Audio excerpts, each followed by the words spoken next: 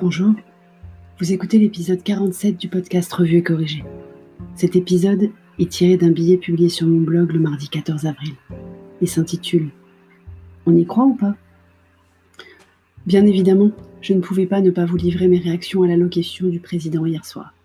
Je ne vais pas vous commenter son texte, vous devez être submergé de commentaires en tout genre sur son empathie ou pas, sa sincérité ou pas, sa crédibilité ou pas.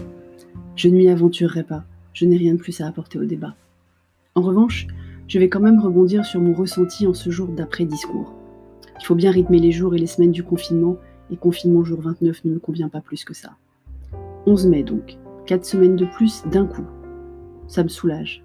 Le côté stop and go des quinzaines auxquelles on ne croyait plus mais on avait envie de croire quand même était épuisant mentalement.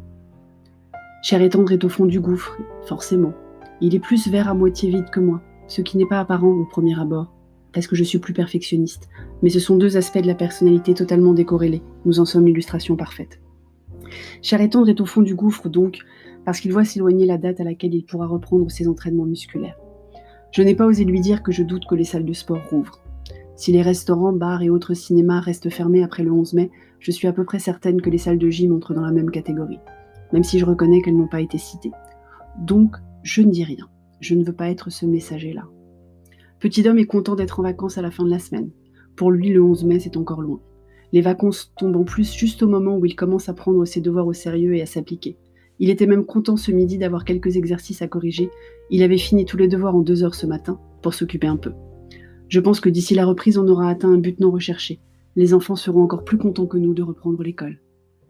Donc les voilà tous les deux à déjà commencer à faire des plans sur la comète de dans 4 semaines, de dans un siècle, une éternité. Concrètement, notre quotidien de maintenant ne change donc aucunement. On va continuer le confinement, le télétravail, la télé-école, la télémuscu. On va continuer à manger des repas maison, déjeuner et dîner, à faire des gâteaux et des jeux de société le week-end, à appeler plus souvent qu'à l'ordinaire nos proches, à reconnecter avec les proches de cœur mais lointains géographiques, à regarder les infos, les films de Louis de Funès et autres grands classiques, à désinfecter tout ce qui arrive de l'extérieur, les semelles de chaussures de celui qui est sorti et les emballages alimentaires, à éponger la fuite d'eau non réparée, à surveiller l'évier désengorgé, à faire tourner non-stop la machine à laver. Parce que je vais vous étonner, je crois, mais je pense qu'on ne sait pas. On ne sait pas si on sortira vraiment le 11 mai, ou plutôt qui sortira le 11 mai. On est sûr de ce qui ne changera pas. Pas de festival, de rassemblement, de restaurants, de boîtes de nuit, de personnes fragiles déconfinées. Mais pour le reste, rien n'est sûr. Donc désolé, mais on ne sait toujours pas. Le vrai leitmotiv du Covid-19, c'est celui-là en fait. En plus de gestes barrières et rester chez vous. Merci de m'avoir écouté. Merci de vous abonner et de partager le podcast si ça vous a plu. Et si vous l'écoutez sur une plateforme de balado-diffusion qui autorise les notations et les commentaires comme Apple Podcast, n'hésitez pas à en laisser. À bientôt.